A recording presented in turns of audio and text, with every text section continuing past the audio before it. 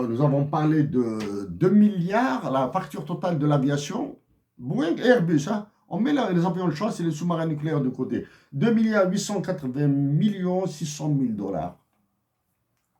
Récemment, ces 2 milliards 880 millions 600 000 dollars auraient pu être alloués aux populations algériennes à travers la santé et l'éducation, auraient pu être alloués en partie à la nature algérienne. Récemment, des inondations ont frappé la nation algérienne.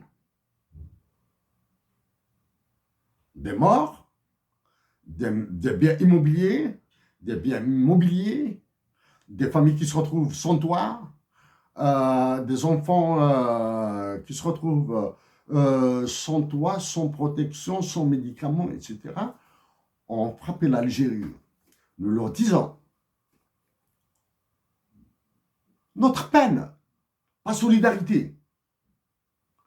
Il nous était possible d'être solidaires avec ces victimes, mais nous leur disons notre peine, notre douleur, parce que pour dire la solidarité, il faut payer.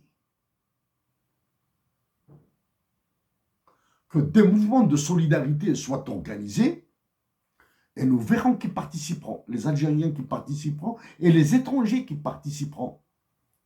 Ça, c'est une inondation récente, hein, rendue très célèbre par les incendies de Kabylie. Une série d'incendies une série d'incendies ont ravagé tout le nord de l'Algérie. Annabas, Kifda, la Kabylie, le centre, etc. Donc les 2 milliards 880 millions 600 000 dollars auraient pu en partie être alloués à la nature.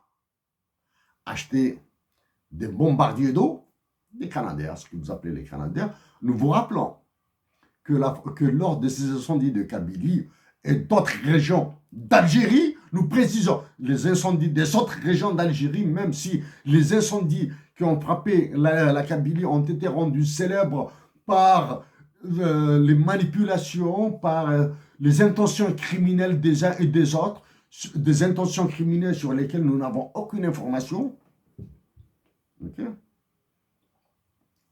Une partie de ces 2 milliards 880 millions 600 000 dollars aurait pu être réservée à la nature. Une partie à la santé, construire des centres de secours, en prévision de quoi? Des autres inondations et des autres incendies qui se produiront. Construire des lignes de premiers soins, des ambulances, des équipements d'urgence en stock suffisant pour les pompiers et les médecins. Ok?